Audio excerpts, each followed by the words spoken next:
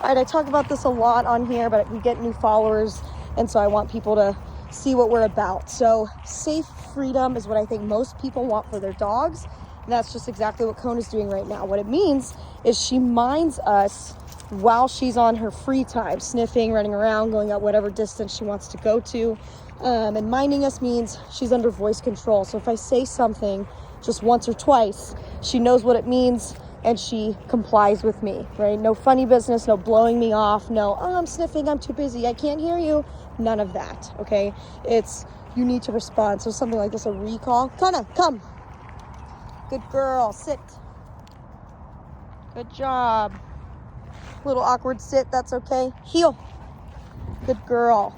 All right, so voice control with our commands, meaning I'm also not free bribing her with toys or food, or I'm also not tapping the e-collar, and I'm not pulling on leashes and stuff. So voice control only, all right?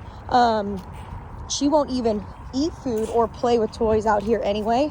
We do a lot of little fun jogging as a reward or personal play together as a reward. The environment is a reward, okay? Her sniffing and going out whatever distance and moving freely, this is all rewarding to her right now. So I just rewarded her for complying with me with those 3 commands. Come, sit, and heel, right? And if you can get those 3, maybe even let's go and leave it, those 5 really solid, that's a good goal for a lot of people. Get those solid, get them non-negotiable, make sure you're rewarding them, putting boundaries on them for non-compliance. You got to start at the fundamentals. You have to start at the teaching phase of it all and be fair to the dog. So a lot of people, they only train maybe 2, 3, 4 little sessions at their house, and then they put their dog in a really chaotic, distracting environment, or even something just like this, and then they expect their dogs to listen under voice control only, and that's just not how it works, right? So you have to do your ABCs, step-by-step practice to get something like this. But anyway, I think all dogs want this with their people. This is really good bonding for y'all. Just let your dog be a dog within reason and safely be a dog where they listen to you. Okay, and this goes also for, like, if we see a dog on the trail, what do? You know, we step off to the side, we let them pass. They're not part of our pack. We don't care about greeting, right? That's a big deal. Teach your dog not to be obsessed with other dogs, but you do still need to practice socializing them in appropriate settings. Just on your walk is an inappropriate time, okay? If your dog is food motivated, great, bring their kibble, bring high value treats with you on their walks, use their breakfast and dinner. Kona, let's go. Bring their breakfast and dinner on a walk to work with them. You're gonna give away the food for free in a bowl at home. You might as well put that in your pocket and make them work for it, okay? Toys too, if dogs love toys, bring that on a walk, super easy. But if you struggle with those things, there's always ways to fix it. However, you can always use the environment as a big reward, like I said. So we're gonna put her into heel, take away this reward right now, have her hang out with me for a little bit. Kona, sit. Good job. Get the short, sit.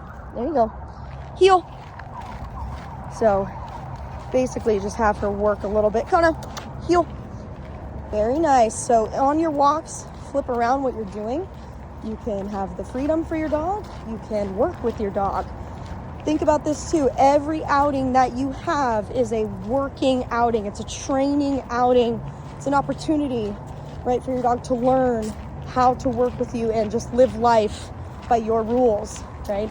If you go on walks, Kona, heel. If you go on walks and you let your dog drag you around, that's what they're learning to do. And you have lost all credibility, right, with the dog. The dog's like, whatever, this person does not matter. Kona, heel. Sit. Good job, girl. Heel. Gonna cross right here. Also, let's talk about training tools. Kona, heel. Good girl. 3. Training tools. Oops, I didn't unlock this. So she did not start off on harness and retractable. Nope. Hell no. No way. All right, because that means we would have had no leverage on her. And for this dog, that would have been dangerous because she's so powerful and strong. But even little dogs, they don't listen to their owners at all most of the time. And that's because that's what the person's trained. Like, yeah, be away from me and ignore me. Have this resource, this freedom for free, right? Very bad. So we started off with a slip lead and an e-collar, actually. Like I said, she would not train for food or toys at all. Inside a little bit, but not so much. So we just went straight to using some negative reinforcement to get what we needed, those commands that you just saw. Okay. Every dog is a little bit different. I prefer to use luring, so food to the dog's nose and guiding them, and then we get away from that food lure. Then we switch to using the leash as guidance and teach them how to respond to the leash, because when you think about it, your leash is a language. It directs the dog. And then if we need to, we can use an e-collar as well, just as a finishing tool. Okay. But rewards will never stop. Rewards never stop. And your boundaries and your criteria for what each behavior is never stops throughout the dog's life. So anyway, hope this helps somebody. Kona, come. Good job.